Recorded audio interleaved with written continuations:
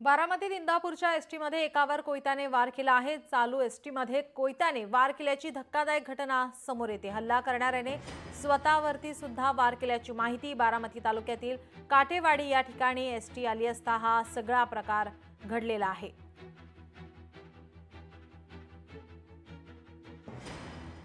हे इंदापूर डेपोची एसटी आहे। ते बारामतीवरून इंदापूर निघाली। मग ती गाडीमध्ये कमीत कमी 60 पॅसेंजर आहे। मी तिकीट काढत सेंटर पर्यंत गेलो आणि पाठीमागे ती दोन व्यक्ती बसले होते।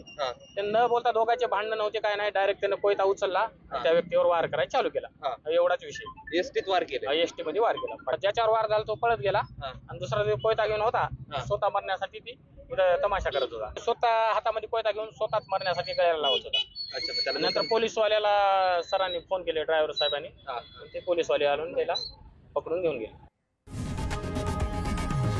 लोकशाही मराठी ऐका, पहा, जागरूक रहा।